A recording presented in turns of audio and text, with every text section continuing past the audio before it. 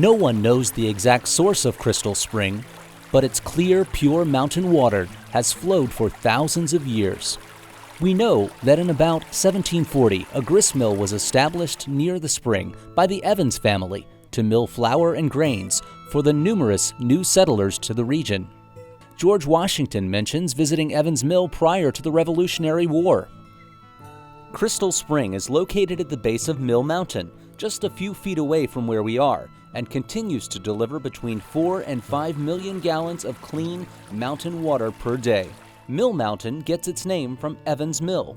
In 1795, William McClanahan purchased the Crystal Spring property and operated a mill on the property until it was destroyed by fire in 1886.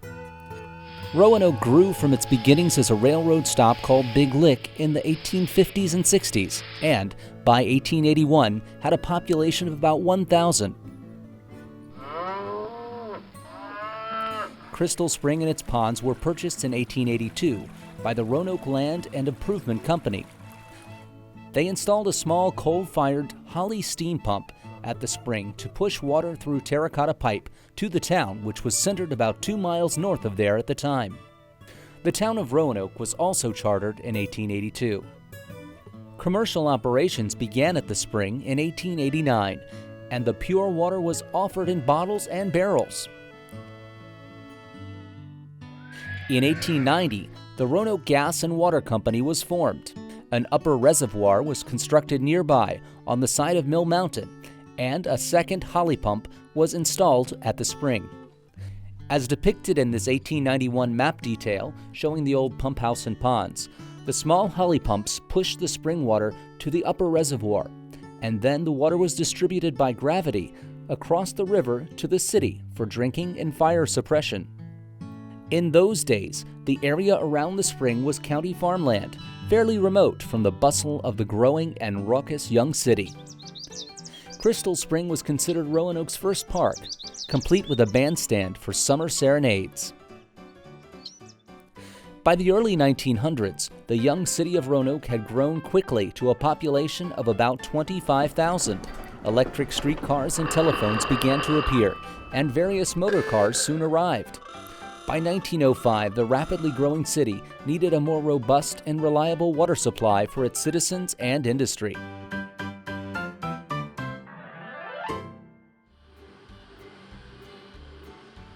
The steam pump you are visiting today was manufactured by the Snow Steam Pump Works of Buffalo, New York in 1905 and sold to the water department for $16,320.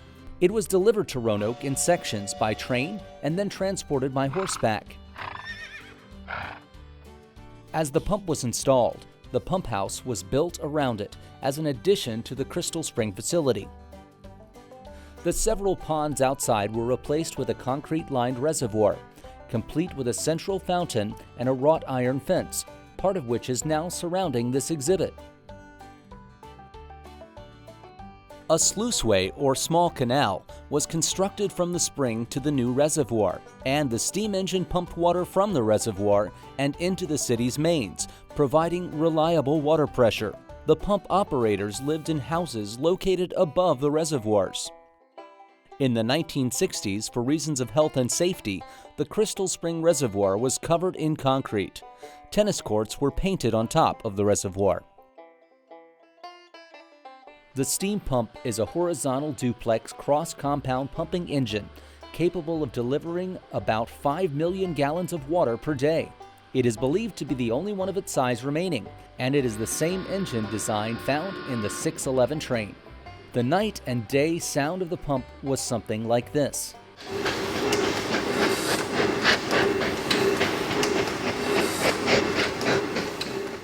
Coal-fueled boilers created the steam for the pump. The boilers were located in a building that was attached at the south end of this building. The original boiler room had a brick smokestack that was 90 feet tall. Steam was introduced into the pump engine through the white pipe you can see overhead. It flowed directly into the smaller, high-pressure piston chamber you see on the left. The piston chambers are regulated by coreless valves, 2 on each end of the chambers. These valves allow the steam pressure to move the piston back and forth inside the chamber through a steam intake and exhaust cycle. The steam is exhausted from the strokes of the high-pressure chamber through the connecting pipe into the larger chamber on the right, which powered a low-pressure piston. Together, the two piston chambers control the strokes that control the rods on either side of the flywheel. The shaft of the flywheel regulates the plungers that go into the red pumping part of the machine. The plungers pull the water from the reservoir outside and push it into the mains. The large flywheel is 13 feet in diameter and weighs about 11 tons. It is designed to turn at no more than 43 revolutions per minute to ensure a steady pump operation. If for any reason the steam engine would speed up, the arms of the governor whirling overhead would rise by centrifugal force and cause levers to shut off the steam. You will note the antique oiling canisters atop various parts of the engine that ensured constant lubrication. The panels along the right side of the engine give a more detailed engineering of the pump operation. After the modernizing of the Crystal Spring facility in 1905 and 1910, the area was annexed by Roanoke City in 1950. The City of Roanoke purchased the Roanoke Water Company in 1938, and the pump continued operating 24 hours a day until 1959, when its function was fully replaced by electrical pumps installed in a building near the entrance to Carilion Roanoke Memorial Hospital.